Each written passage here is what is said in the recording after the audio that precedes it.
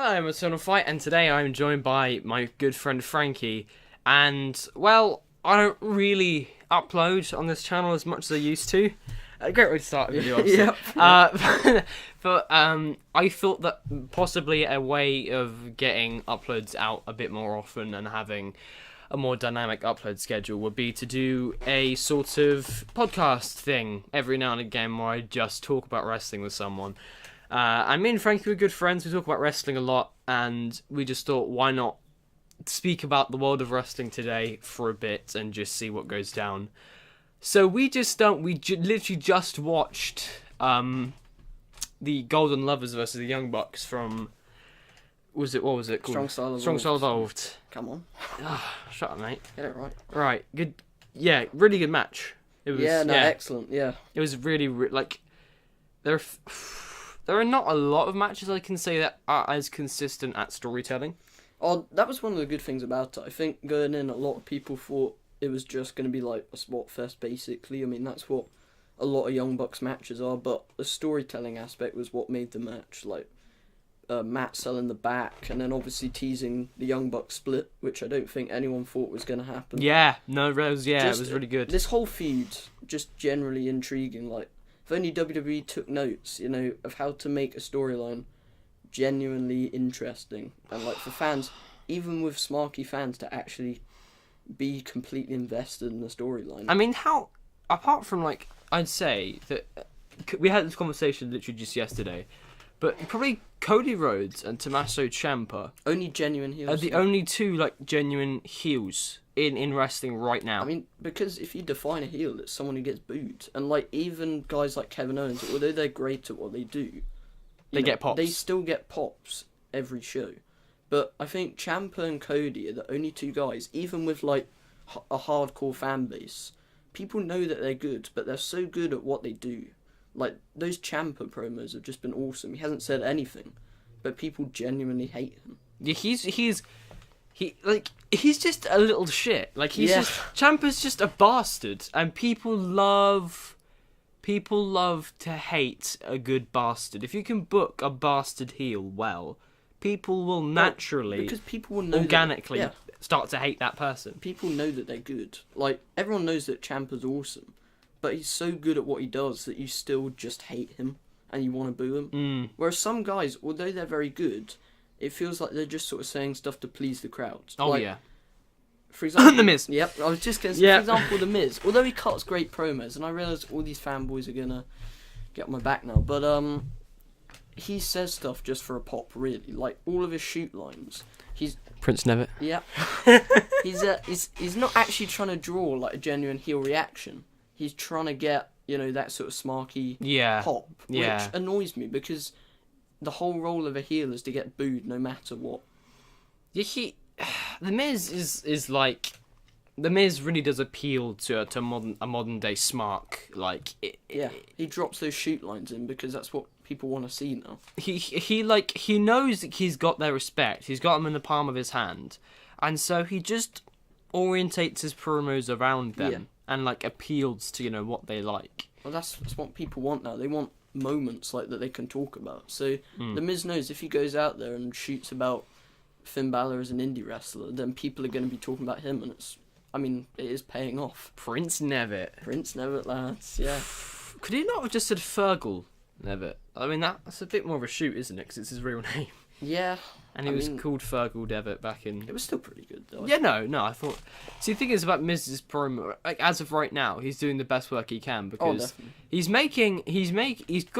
does great mic work, but the issue is, he doesn't really progress anything, but that's not an issue with him, it's an issue with the booking, because... Well, he can only do what he's been booked to do. I mean, if he gets booked in these pointless Miz TV segments, which, it's the same thing every week. He comes in, he shoots, and then he ends up getting beaten up. Like, it's the same thing over and over again. Unpopular opinion. When my hand goes up, your mouth goes shut.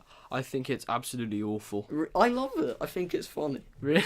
I actually, one of the only things I like about The Miz, but I do find that funny, yeah. I think it's awful. I think it's meant to be awful, though. Like, it's not meant to be, like, a legitimate badass thing to say. No, like, even as an ironic catchphrase, to me, it still sucks.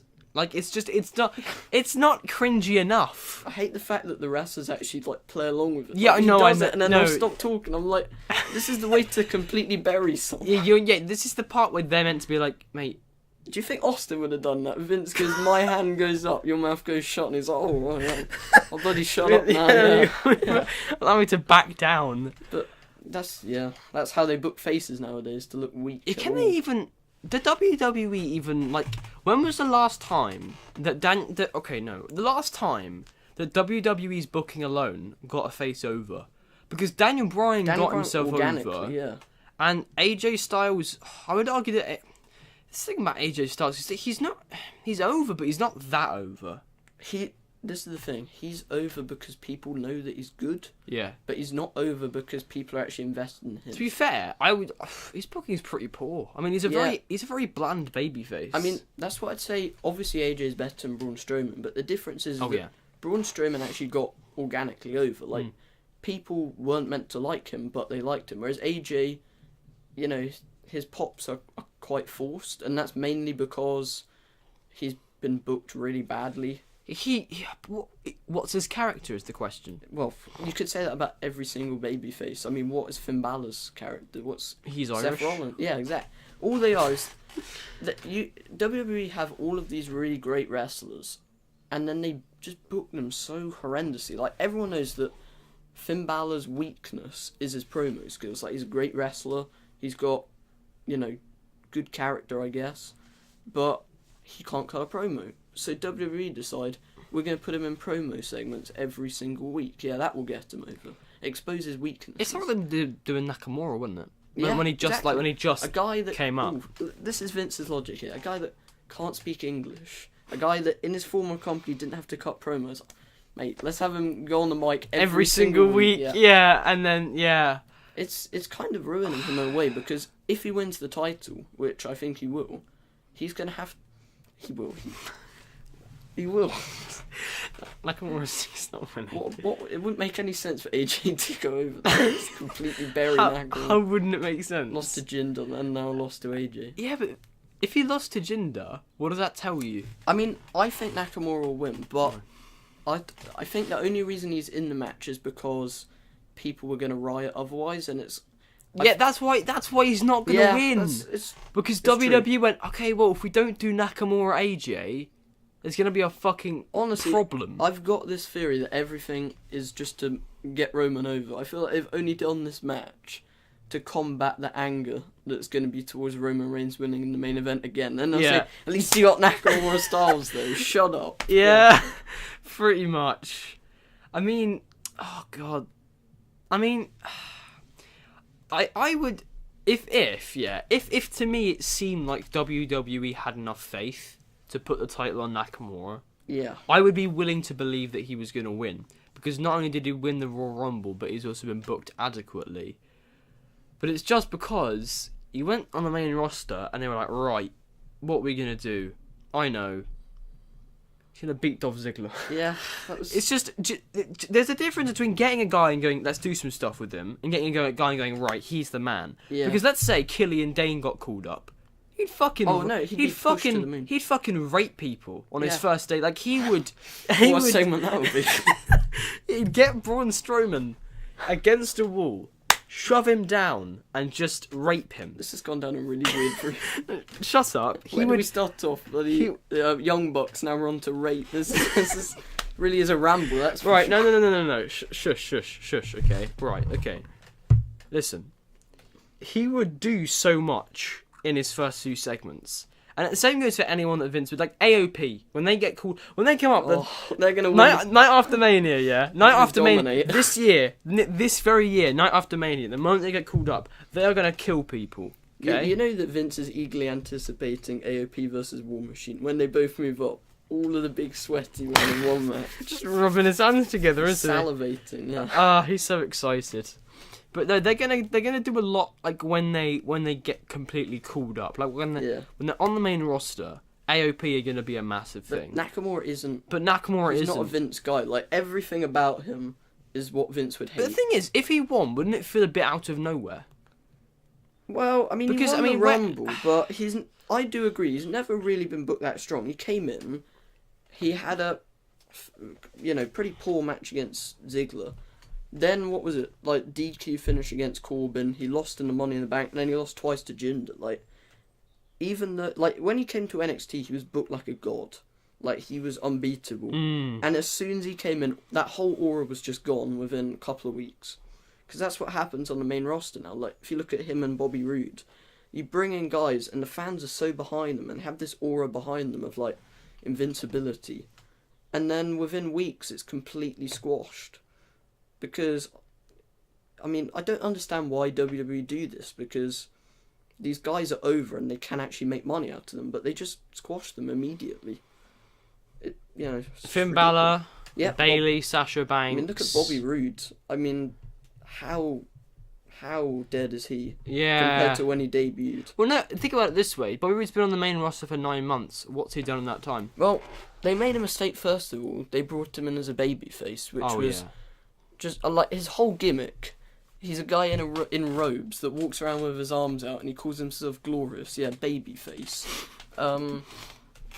And then he's just been booked really badly. Like, he's barely ever won clean. Oh, God. He didn't even beat the champion to win the US title. You know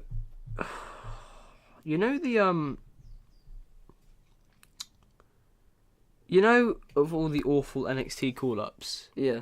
I think if you can compare where they are now to where they used to be in NXT, I think I found the worst one. What? Enzo and Cass. Enzo and Cass, yeah. Especially Enzo, he's doing really well at the moment, yeah. But, I mean, I think the easier question is think about the actual successful NXT call-ups, because there's not many, apart from Roman Reigns and Seth Rollins. Joe's doing alright for himself? Yeah. I feel bad for Joe, because he was the only one that was been treated like a proper main eventer, but he keeps on getting injured. Yeah. Like, when he comes back, the question is... God, how has he been... Is he going to have the momentum that he had before? How has he been called up for a year? I know, it's crazy. Because it's been so on and off, because when he first came in, he was booked terribly. Because he wasn't on Mania, he lost at Payback to Seth Rollins, and then he was booked like a beast, and then pretty much after SummerSlam, just injury after injury. Yeah. It's going to miss Mania again, which is a shame. And then when he comes back, like, they might move him to SmackDown, they might keep him on Raw, but either way, he's going to have to find his momentum back. Because people have overtaken him since he's been gone. Yeah, I feel really bad for the guy because I know Vince has a real thing. Like, if you get injured, if you're a guy that he can't count on to not be injured... Yeah, you're weak. He loses interest so much. Well, look at Finn Balor. Came in, booked, booked awesomely, won the title straight away, and now he is so far off what he was. How has he been on the main roster for 18 months? Well, Balor. Yeah. It's so sad what happened to Balor. Like, and people have turned on him. And not because of him, because he's been booked so badly. Like, they took a guy that was white hot, and they've exposed him so much that people think he's, Do you know what the original plans were for his title reign? No. Lose to Roman? No. What was going to happen is that he was going to hold the title. And then, was he going to lose to Goldberg, or? No. He was going to... What was it? So... August, September, at Clash of the Champions, he would have had a one-on-one with Kevin Owens. And then a triple threat with Jericho. A triple threat Hell in a Cell, and then he would have lost the title to Kevin Owens in the Hell in a Cell match. And then... Why? So that Kevin Owens... Because they wanted to keep Balor looking strong, and they didn't want to have him drop to Goldberg. So basically, that tells you that Kevin Owens had his world title reign so that he could drop to Goldberg. It was very sad what happened to Owens' title reign. It was so anticipated, and then... Mate, 50-year-old man, get in there. And he just got wasted, really. What does it tell you if Kevin Owens was the champion? Let's see, so... There would have been 2 weeks of Raw before they had the 2 weeks of qualifying matches for the Fatal 4-Way. Yeah. So they had 2 weeks of those. So it would have been the third week after our SummerSlam. So it would have been like 1 or so weeks before Clash of Champions. Would have been 1 or 2 weeks of qualifying matches. Maybe 1 week. I'm going to say 1 week.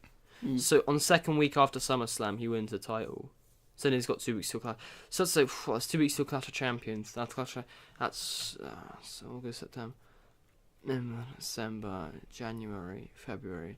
Okay, so we had the title for 5.5 months. and in that time he had 3 feuds. Yeah, I mean, I think the problem with it was he was never really allowed to flourish. Like, No. he was booked so weak, and also pretty much the list was always more over than him. Yeah. Like, that was the problem. Obviously, him and Jericho, like, I'm not, like, they were really, really entertaining together. Like, they worked perfectly. But the problem with doing that is that Owens is not a guy that needs a partner. Yeah. Like, he doesn't need a mic guy. He doesn't need any of that. Like, he can be the main eventer. And even though him and Jericho were entertaining, because Jericho was so on fire at that time, like the list, all of his catchphrases, like, he was at his peak, he was always gonna overshadow Owens. And he did. And he did. And Owens looked like the second guy when he was the champion. And it didn't, he was booked to look weak, he never won clean, and Jericho was more over. We'll just sit on your lap. Yeah. There's a Jericho line. Yeah. Jericho was so great at that time. See, just when he turned face. It felt so forced because they wanted to keep the same catchphrases in as before because they were over. But it was like, obviously people liked him, but Not as much. It just didn't feel right. No, his pre-Mania promos were all pretty awful. It felt pretty cringy and like forced. And I think it was definitely the perfect time for him to leave. And if he does come back, I want to see his New Japan character in WWE. Oh, yeah. Because I know obviously he won't be able to do it as extreme, but in that short time he was in New Japan, he was so great as a heel. Like, he was just unhinged, wasn't he? Yeah, he was. Like, he's always been an awesome heel. Like, in that 2008-9 run, my personal opinion, that's his best run in WWE. But he was allowed to be more violent and more unhinged here, so he was really allowed to flourish perfectly. And obviously he had the match with Kenny, which was great. Oh, yeah, no, his New Japan character is probably... It's his most different character. Well, One of. It was one of his shortest runs, but one of his most influential because, like, I think the starting point for New Japan getting recognition was the Okada Omega match. Yeah. But what really made it mainstream and, got loads of people talking about it was Jericho. Like, he got so many eyes on that product, and I think that's what they're trying to do now with Mysterio and other guys, because they're trying to branch out into America, because they realise that they have actually got an audience there. Like, they're never going to take over WWE because it's just too different. But, if they bring in these guys, they can definitely get more recognition and eyes on the product. You see, what I think they should do is they should take notes. New Japan should take notes from other companies which have used WWE's talent efficiently in the past, such as 2010 TNA. Oh, where what they a had place! Hulk Hogan running their company. What a place! Vince Russo, the legend on booking, and yeah, this was his thought process. We've got all these great up and coming guys, Samoa Joe, AJ Styles, but we've got to get Kevin Nash over in 2010 when he's like 50. Have you seen the footage when the Outsiders won the tag titles and they literally couldn't move? No. It was so ridiculous. The Outsiders won the tag title. Yeah, and they couldn't, Scott Hall could barely walk, and it was just laughable. It was these two old guys that can barely walk, and they're the tag champs just because we want to get, those viewers in. Oh, wow. It was so pathetic. Angle did great, Sting did great, and Hardy did great, but most of them just completely sucked. They were well past their best. And the problem with TNA was what made them interesting was their roster. Was their roster and the awesome wrestlers they had. And what made TNA was popular was because it was completely different to WWE, because WWE got stale, and then TNA offered an alternative. But then TNA thought, we've got to be exactly the same. WWE, yeah. Do you know, we've got to be like WWE 2.0, because that's definitely going to get viewers. What I'm saying is, TNA back in 2004 was so awesome. 2006 even, great show. It just around.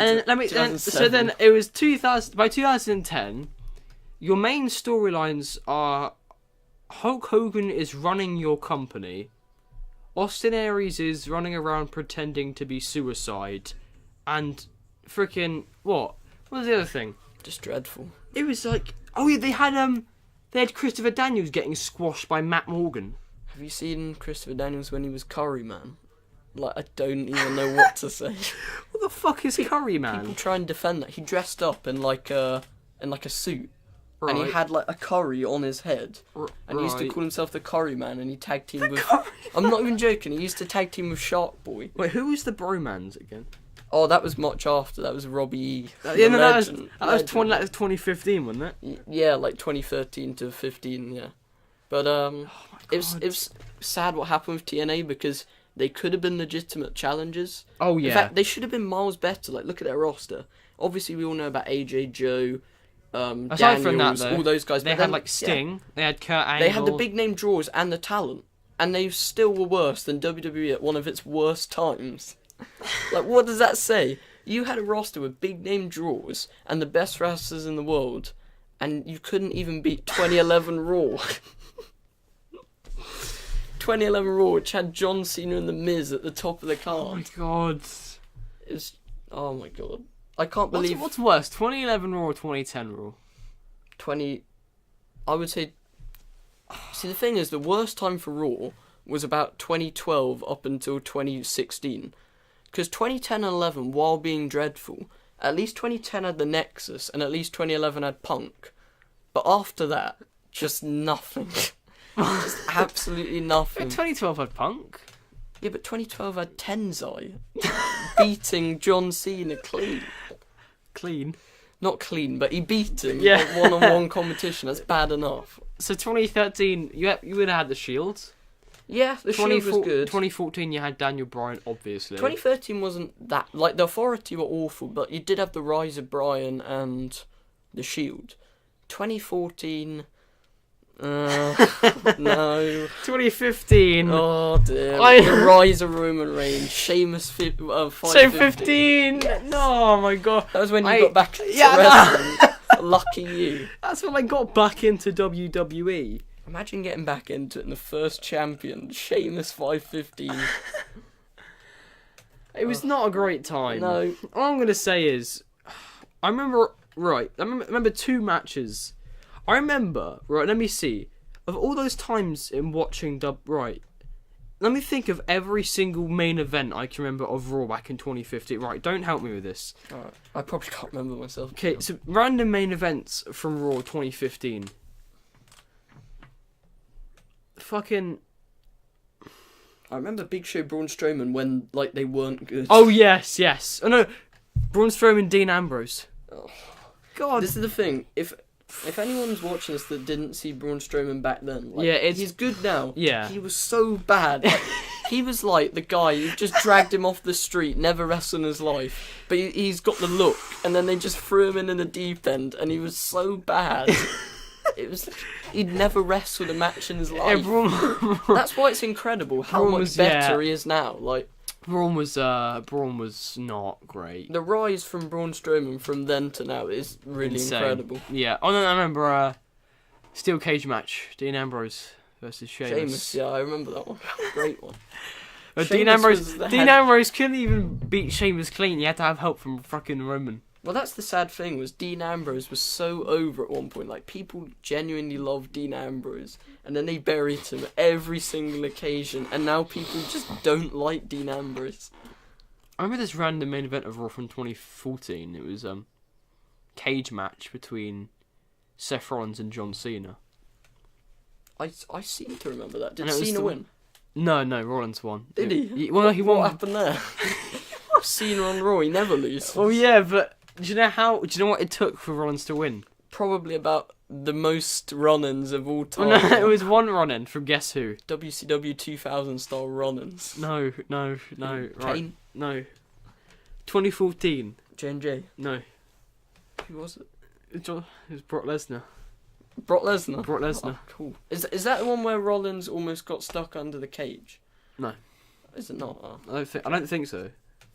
Yeah, he needed Brock Lesnar to come out just so that he could win.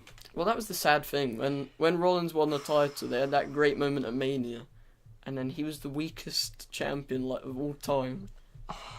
He never won clean. Like, him and Owens, it's sad really, because they're both so talented, but Vince just wasn't interested at all. No.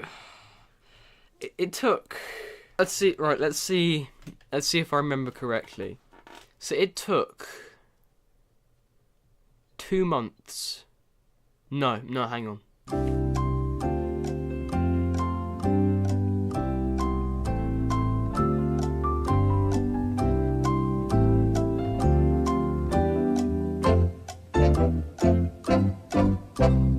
It took 5 months. It took 5 months before Seth Rollins defended his title clean. And that was against Sting, the one guy that people liked. And in the match, he retired Sting. Yeah. So. And we never got to see Sting Taker, even though they could have done it. At Mania 31. Yep, but no, Triple H, mate, he's the head of the company. And do you know why they did? Do you know why Triple H beat him? To promote the Ronda Rousey match. No, they did it so that he could get momentum for his match with yeah, The Rock at Mania 32, which didn't happen. And they did it so WWF finally won the war. The war that was still going on. 14 years later. Because that's unfortunately that's what the storyline became. Went from Sting's debut to just WWE versus WCW again. But yeah. Oh god. Man, WWE 2015 was so awful. Like, that was one of the only years where nothing good happened. Like, at least in other years you had some good stuff. You had CM Punk, you had Daniel Bryan, you had The Shield. What did you have in 2015? The worst chamber match of all time. God, for fuck's sake. Survivor Series was dreadful. The worst Royal Rumble of all time. Yeah, and probably the worst Survivor Series of all time as well. Or at least one of them. Okay, you had... that John Stewart interfering. Oh, for fuck's sake. Right, let's see. You had a triple threat at Rumble. You had both Taker Lesnar matches, so the one of them had a really dodgy finish. You had John Cena versus Seth Rollins. The matches were good, the rivalry was not. No, the TLC one was screwy. That was 2014. Oh yes, of course. Sorry. It's alright. You had Ambrose versus Rollins at Money in the Bank. It's a good match. Just not too many good pay-per-views to report on, really. All I'm gonna say is fucking Sheamus won the Money in the Bank briefcase. And he won the prestigious Kiss Me Aris match. And Michael Cole did the Irish. Oh yeah, there we go. Irish pronunciation Kiss Me Aris every week, which, as a guy that has Irish people in my family, I find insulting. Him doing the most ridiculous Irish impersonation of all time. Kiss Me Aris. Every single time. Every time it was a joke. So do you know what's gonna cheer me up right now? Can I just say how fucking hyped I am for Takeover? Oh, Takeover is gonna be awesome. Like, this will undoubtedly, unless it goes completely wrong, be the best Takeover of all time. Yeah. Do you know what's crazy? Those 3 main events. That is the best. Well, obviously this is a bit spoilers because it hasn't come out on TV yet. Yeah. But, okay, if you haven't watched TV, skip for about 5. Those 3 main events, not naming what they are, Alright. Are gonna be absolutely insane. Yep. And plus the nope, can't say that either. That's spoilers as well. Wait. Tag Team Classic Finals. Oh yeah. So basically, it's gonna be a good show, but we can't say what hardly any of the matches are. If you haven't watched NXT TV, First of all, what are you doing? And secondly, yeah. Yeah, I mean you might want to skip because we're going to talk about Takeover for a little bit. So skip like 5 minutes. Yeah. We're still talking about Takeover. Go a bit further, mate. Been warned. Yeah, just go away, mate. 3, 2, 1 in a bit. Right. So of the 3 main events, I'm personally most excited for the ladder match. Yeah, I think the ladder match will be awesome. I mean, think about the guys who were in it. Ricochet, who's going to do insane spots. Killian Dane, who's going to do incredible spots. And then Adam Cole's is just great. And EC3's there. Yep, and I fucking hate EC3. He is... Hey. Hang on, alright. Wait, I don't know if you know what this is. Right, hey. See this logo? Have you seen... It's in his promo segment. See this logo? Yeah. It's a way to introduce yourself back into WWE. Oh, not much to say about EC3 old logo, mate. You see this logo? But he's good at promos, so he'll do very well. Are you sure? No, honestly, he'll do very well on the main roster. Have you seen his Feast or Fired segment? What, the one when he got fired? I think he just didn't care anymore. Do you want to? Because I was recently in hospital. I was so bored in hospital. Watch TNA. You must be bored. I watched that, and then I watched some 2013 TNA segments. 2030. Don't even get into that. That's the worst era.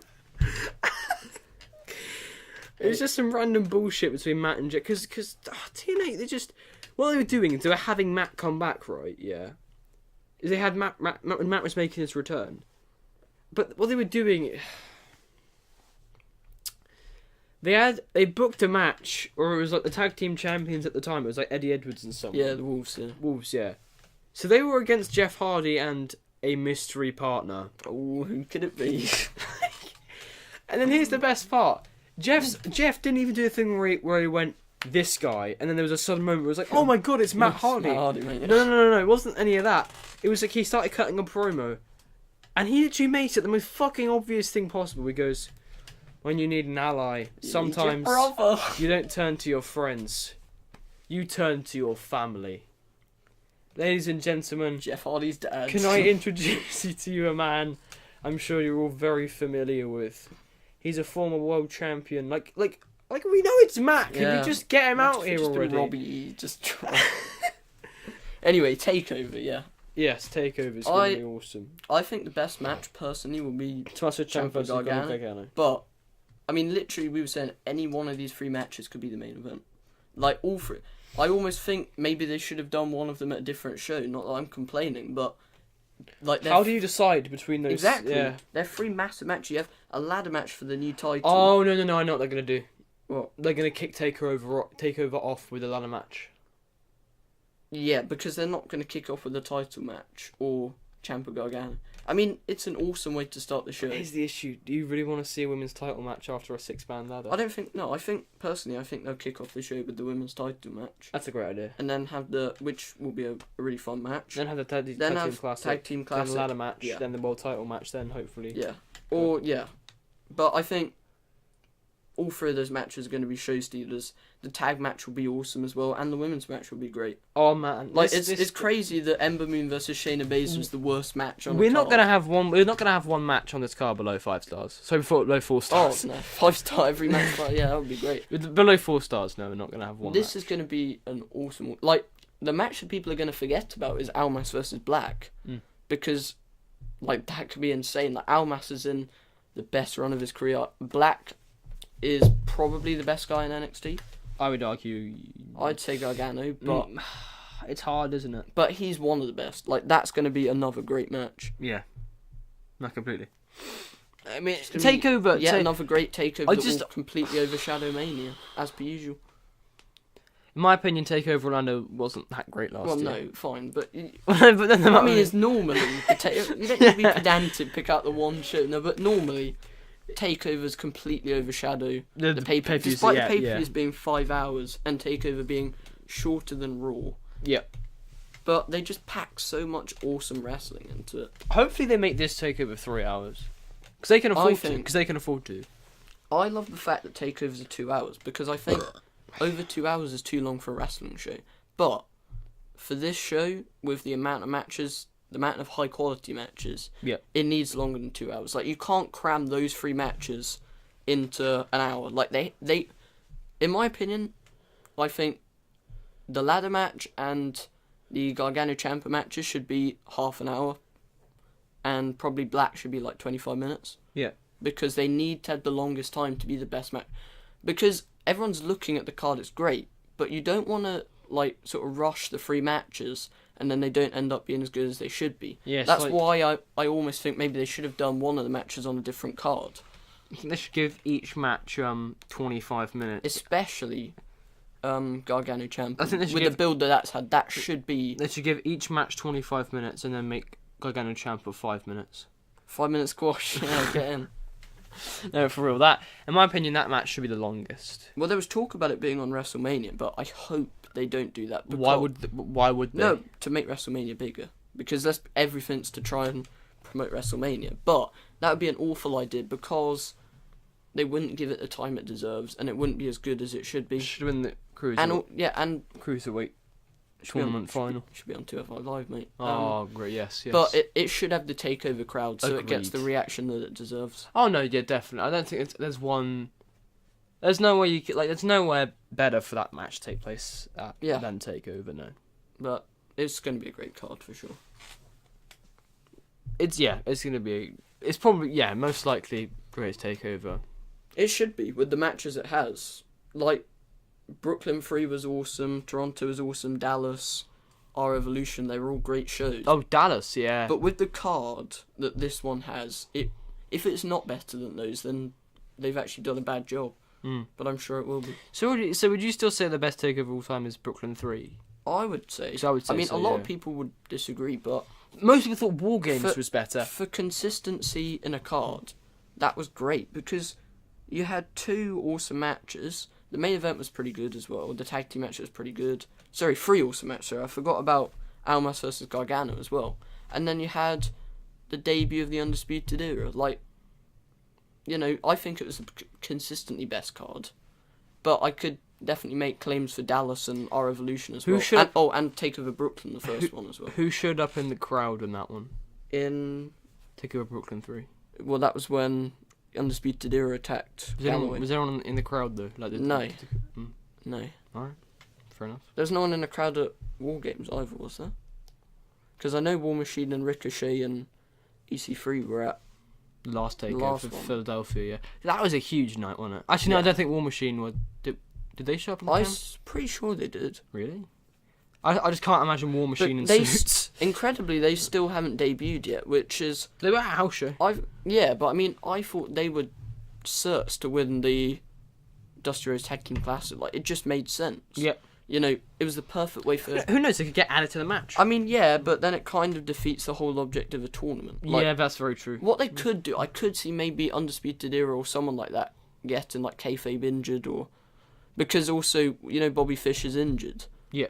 They might make... Because Adam Cole, you don't really want him to pull double duty when he's got a ladder match later in the show. So maybe they might replace him there. But I just thought it was the perfect place for them to come in, win the tournament, have loads of momentum, and then face Undisputed Era. What would you say is the second best Takeover? Because I'd say it's Toronto.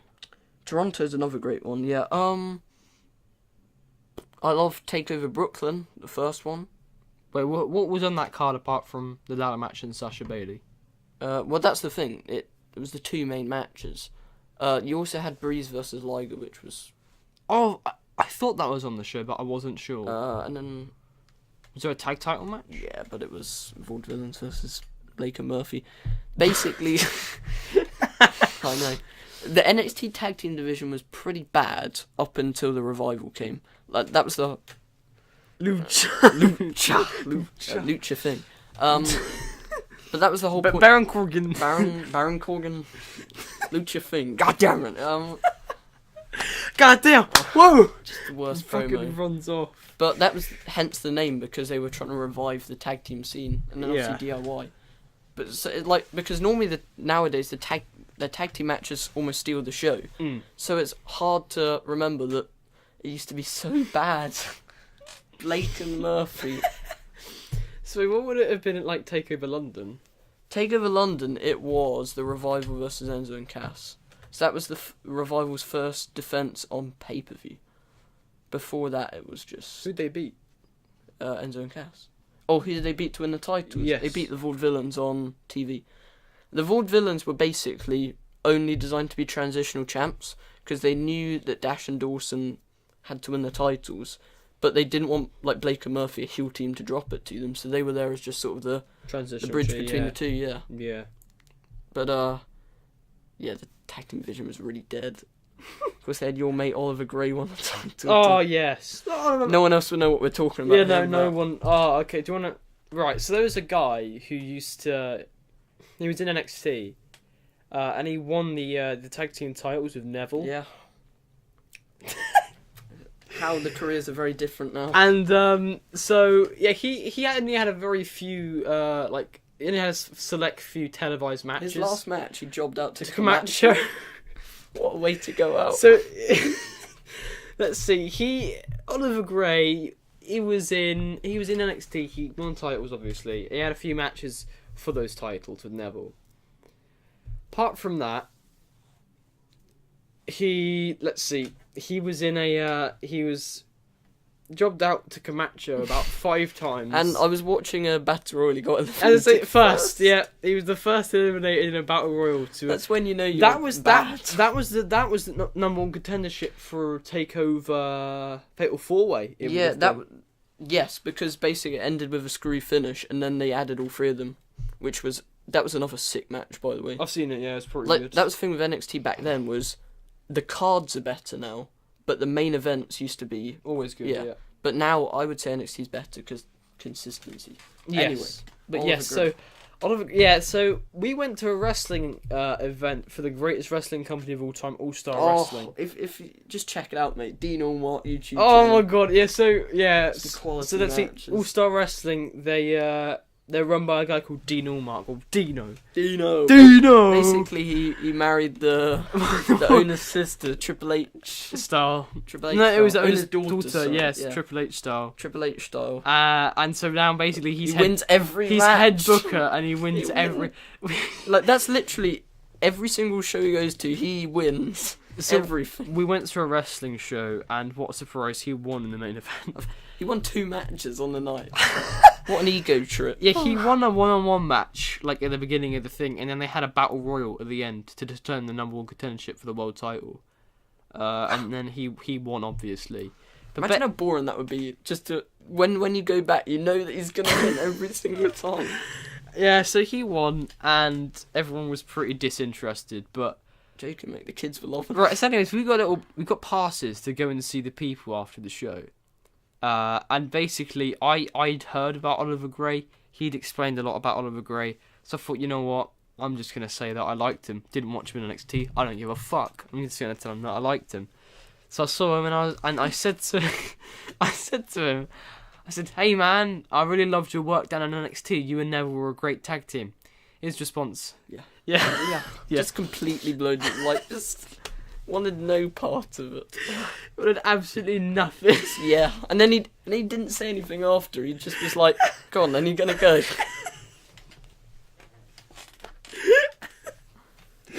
Yeah, he was like, so. Yeah, he basically was just like, yeah, and then he waited. And he was like, well, yeah, are you gonna leave? He was like, just get out, mate. You've upset me. Yeah, I got fired. Don't rob him. I don't think he wants to forget that he ever worked for WWE in any capacity. But if you can, check out All Star. They consistently book Gangrel on I was their gonna say, shows, yeah, their main shows how guy. good Gangrel. Their main guy is Gangrel. That was the first show I went to. Like, the only reason I go to them was because it was a local wrestling show. I was like, fine, I'll check out. The main event was Gangrel. I'm like, oh my god. Right, and then they were trying to build him up. They were like, WWE legend Gangrel, and I'm like, how sad does it get? But the thing is, what's really depressing? They were trying to brag about the fact that they created Sheamus. I'm like, that's not a good thing. The depressing thing is, do you want to know some people that have worked for All Star? Right, so Sheamus, yeah, Paige, Wade Barrett, Daniel.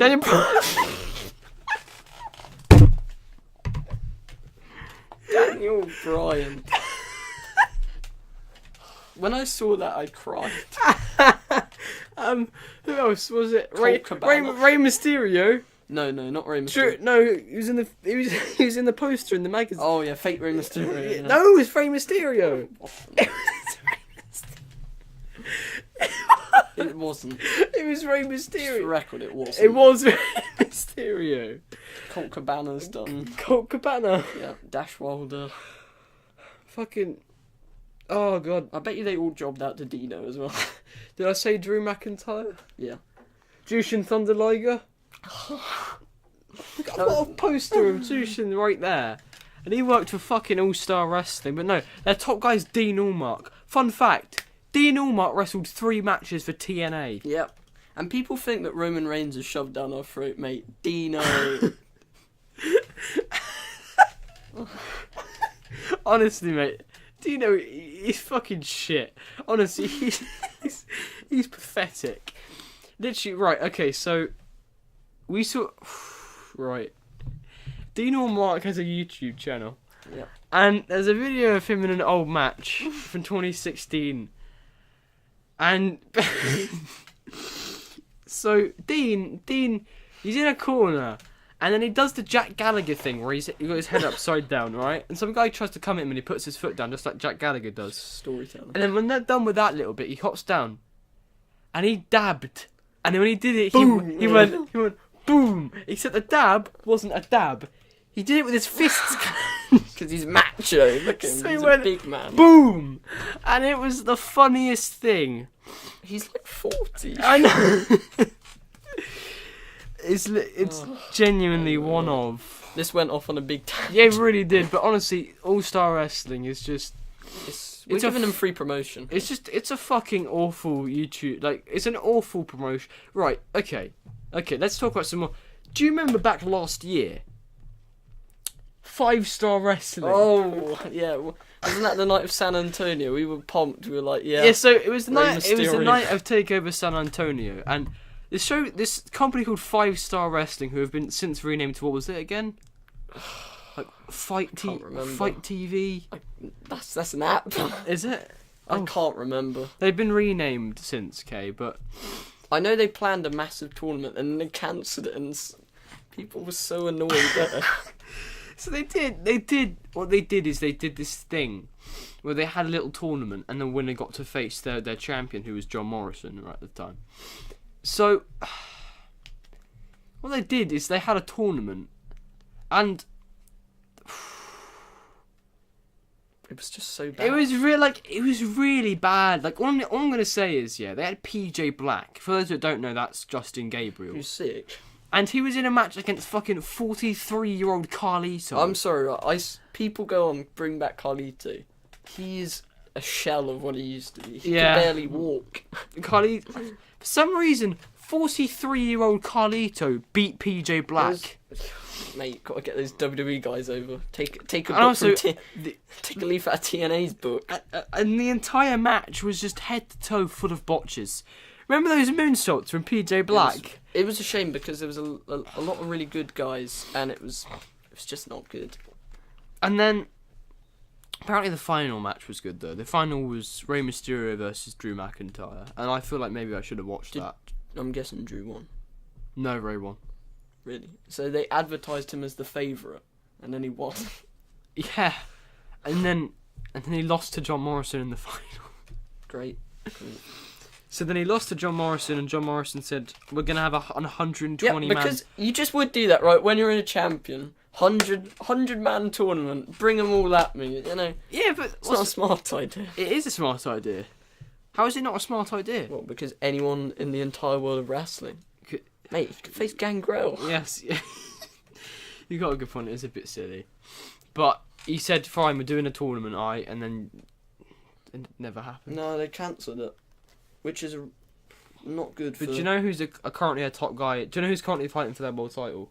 Who? I saw it on Instagram on the 5-star. Fucking hell, I got an advert for it, right?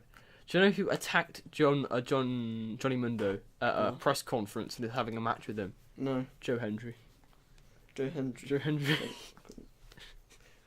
Haven't they got, like, Osprey and Yeah. all these guys? Joe Hendry.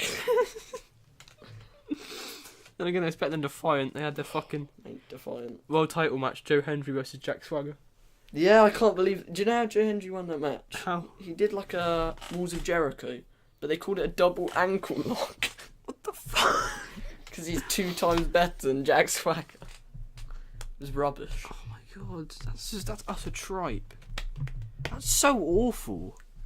I mean, Jack Swagger would not be the first guy I would book in a world championship, mate. Who would be? Gangrel. Yeah, Dino. He'd just win. Anyway. Anyway. People are very confused at home. Yeah, anyways, Takeover is going to be awesome.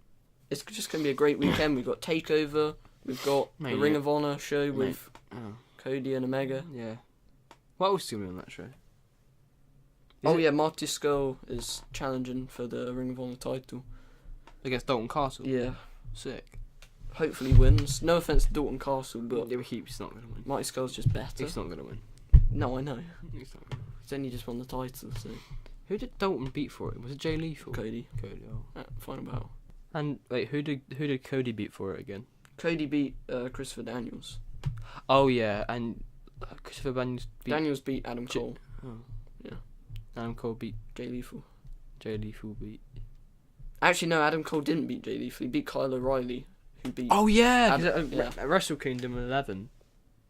11? Because 10. No, 11. 10. No, it was 11. 11, yeah. But O'Reilly, they were going to push as the champion, but then. To be fair though, I think Kyle O'Reilly's probably a better wrestler than Adam Cole. In ring. He's probably better in ring, but Adam Cole is on the mic. He's always going to be the leader. Yeah.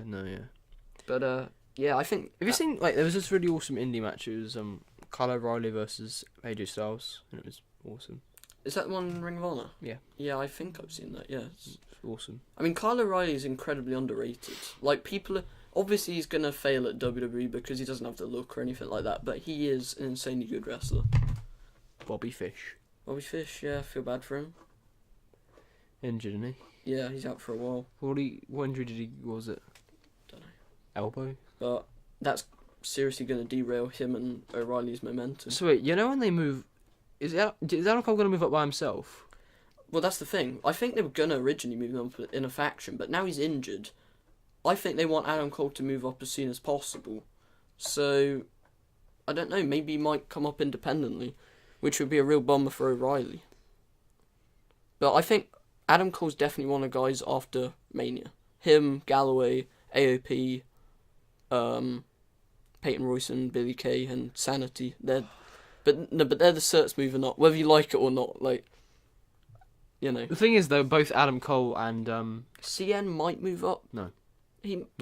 If he drops the title, he will. I'm not saying he's. He'll be in the cruiserweight division though. I mean, at the end of the day, the cruiserweights are doing great at the moment, but CN deserves better. Like the cruiserweight division's. By the way, I don't know if you heard, but do you know what match is happening tonight on SmackDown? No. You're getting Nakamura versus Shelton Benjamin. Really? Yeah. It's a pretty good TV match, to be fair. Yeah. I mean it's a shame what they've done with Benjamin. But no, the thing is, though, I know it's not going to be good, though. That's the thing, because... Yeah. Because they won't give it all it should be given. Because, this is the... I have a different expectation when I watch a WWE TV match than when I watch an NXT TV match. Because I know that if an NXT TV match is done and it's a one-on-one between a mid-card guy and a main event guy, I know it's going to be an awesome match. Yeah. But I know this match won't be. But that's what NXT do. On their TV shows, they have those matches between, say, a mid-card guy and a main event guy, and they're great. And it elevates the mid-card guy, and it gets a victory for the main event guy. But on main roster, it will be a forgettable match that will probably have an ad break through the middle of it. And it will do nothing for... Either guy. Yeah, exactly. Because Benjamin will just be buried again. And Nakamura, no one's really going to care because it's just a meaningless victory over a guy that's not been booked very well. But no, I remember back in like 2016 how well Nakamura was booked, and I thought to myself, would 2016 Nakamura need 15 minutes to beat Rusev? Yeah, I know, that was... In a way, that was a very stupid match to do because Rusev's so over. It made no sense to put... And they did it again. Nakamura in... They did it twice. Yeah. But a lot of people say it's hard to book Nakamura with his, like, promo ability, but that's nonsense. It's easy to book him. You have him go out there, be a beast. Doesn't have to be on every show, but he can be like a silent assassin and just destroy people. And people can just get hyped over his wrestling ability. And if you don't like it, then, I mean, that's your preference. It's not hard to book him. What I think probably should have happened is he should have debuted and attacked Kevin Owens.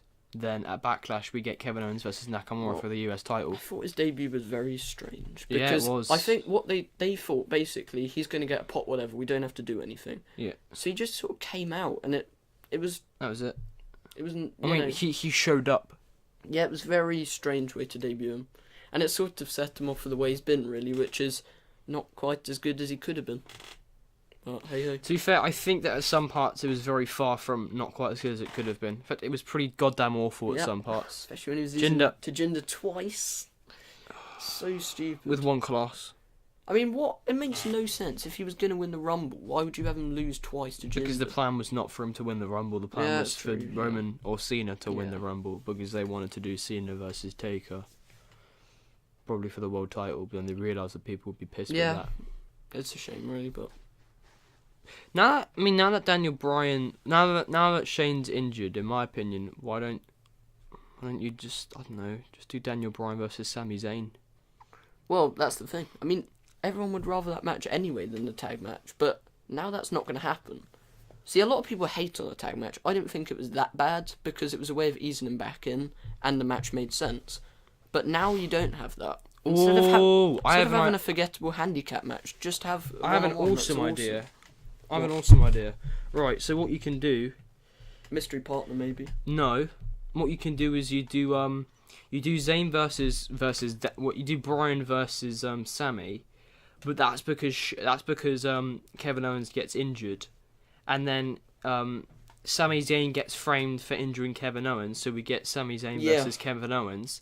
However, it turns out that that it was actually Shane that attacked Kevin Owens, and he framed Sami. So then we get like an awesome moment where Kevin Owens and Sami like reunite, and then they just beat the shit out of Shane. Because this is the thing, a lot of people want them to split, but I don't. I don't want either of them to be babyface. It's so beneficial for Sami, right? Like that's what I'm saying. He's getting so much TV time, and he's just getting booked so much better because now. Vince doesn't think anything of Sami. But if he's with Kevin Owens and they pair them together, he will at least get. I mean, even though he hasn't been booked that strong, at least it's TV time. But I don't want to see them turn face because Owens is a natural heel, and Zayn, a guy that I thought that was just an all-out babyface, he is brilliant at being a heel. Like. It's a genius stroke, really, with what he's doing. Oh, yeah. Because when was the last time you saw a heel that mocks their face character? Oh, no, it's comedy gold. It's like, brilliant. The thing is, these segments are not that good, but Zayn makes them entertaining for me. Oh, yeah. Like, I still come away, even though it's been atrocious, I still come away thinking that it's good just because of how entertaining he is. Oh, yeah, their act right now it's great. It is, yeah. And they're the type of guys, even though they've been booked awfully, they're so good that they're still good. You know, they're still entertaining. I think, yeah. If I think they just need to stay together, basically. Yeah, they need to stay together because it's beneficial for both of them. Because if they're split, they're not going to be booked. They're going to be mid-carders, but together as a tandem, they can be, you know, in the main event scene, which is where they belong. Yeah. Well. Do you think that if they split up, Sami Zayn would just go back to where he was? Yeah. Because I'd say he would do. Yeah. Vince doesn't see him as anything. No. He's just the typical guy that Vince wouldn't like again. You know, if you haven't got mic skills and you haven't got the look with Vince, then you're screwed. Yeah. Although I do think Zayn can cut a decent promo at times, but he hasn't got like the natural sort of skills. If you haven't got those two, then Vince doesn't get behind you. Yeah. Especially the look. Yeah. If you're going to be on a poster, you know, you gotta have those muscles. Of course, Reigns is at the front of the. But no, But to be fair though, I think that Nakamura and Styles have really good placements. Like Styles is right at the front. Yeah, which is what he should be. He's the world champion. Is brilliant. He, you know.